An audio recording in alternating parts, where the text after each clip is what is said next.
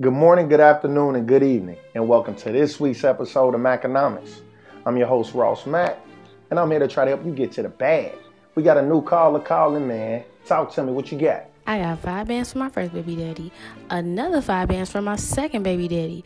I'm thinking I'm finna go cop something foreign because I got a little change to put down, and they talking about I got a credit score of 500, so it's still gonna take me like 10 years to pay off. What's up with that? Why don't my cash outweigh this 500 credit score? Extremely good question. At the end of the day, man, we was taught a lot of useless things in school, right? We done learned about isosceles triangles and Greek mythology characters and all that, but they ain't never teach us about credit and having good credit. We don't really learn about good credit until it's too damn late, till you now got bad credit and you trying to put your son on your light bill, right? At the end of the day, man, good credit is one of the most important, vital aspects of being financially free in America, right? Having bad credit is gonna translate to you paying higher interest rates, which means you're paying way more money to just afford certain, basic things, right? Take, for example, going to the dealership, right? Your credit jacked up, you only got about a 500 credit score. Well, when you go to the dealership, they probably gonna be like, oh yeah, we go ahead and give him, the 20% interest rate, right? Whereas a person with good credit, 750 or something, they go in there, they probably only paying 3% interest rate.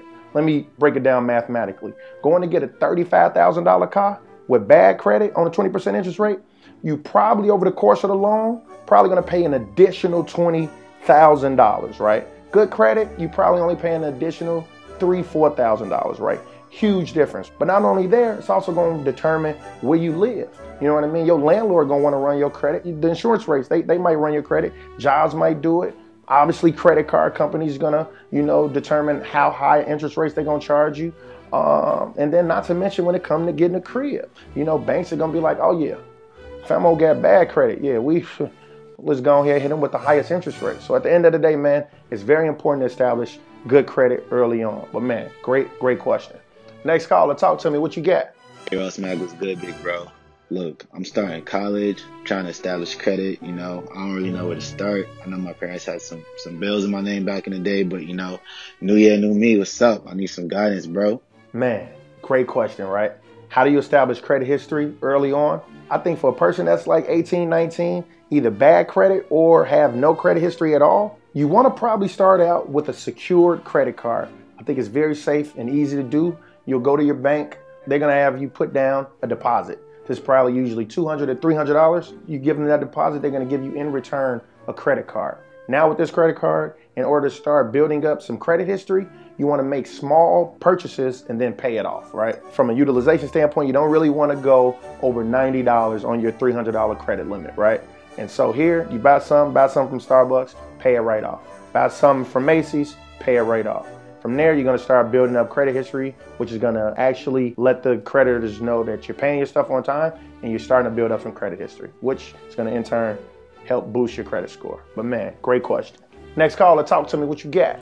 Ross Mack, I don't think you should judge people by their past. At least that's what I got to tell somebody before they run my credit. My credit is worse than Trump's approval rating. Can you just help me out? Man, good question, right?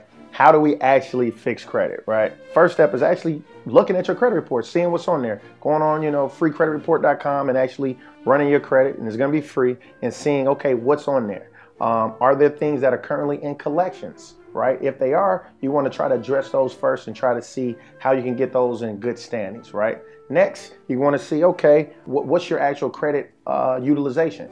Everyone's going to say try to keep it under 30, but depending on where you're at, to really try to boost your credit, you might want to try to keep it under 15, under 10%, because that in the end is going to really help boost your credit. And one thing that I want to help explain is that when it comes to, keeping things under your credit utilization, what you don't understand is that sure, you might have, a $5,000 credit bill, in each month you're going to pay it off in full, but what's actually being reported to the credit agencies is not that zero, but what it is actually the credit card statement. Right, so you get a credit card statement for like $5,000 and your limit is $10,000, so 50% utilization.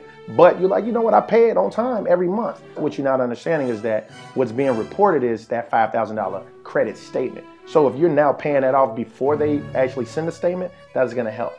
And then lastly, and I think of which is a solid kind of life hack, is using your friends, using your cousin. Everybody got that one good cousin with good credit or something like that. I got a good cousin. we just call him, you know, Chris for instance, right? I'm gonna call Chris and say, yo, cuz, my credit messed up. I need your help. I see, you know, you're making good money, and more importantly, I know you're keeping your credit on par. Can you please add me on your account as an authorized user? This is one quick way of really helping boost your credit score instantly, because now the credit agency is gonna say, oh, okay, Ross Mac, I see you on Chris's credit card now. Now, you know, you're gonna have a new credit limit, you know, because Chris making a lot of money. His credit cards now have $20,000 credit limits. Now that's reflected on my credit score, right? Obviously, there's some risks with there. You got to hope that Chris is still going to pay these credit cards in a timely fashion. But what it's going to do for you is now you're going to have new credit history, and you're going to have a higher credit limit, which is going to help your overall credit utilization. Quick disclaimer, this your boy Ross Mac. I'm just trying to elevate and educate. Damn sure ain't trying to play a hate. So if you lose somebody fucking around with me, it ain't my fault. Yo, it's your boy Ross Mac, and I want to thank you for tuning in to this week's episode of Maconomics. If you got any questions, you out here trying to get to that bag, follow me and DM me at I'm Ross Mac. Whoa!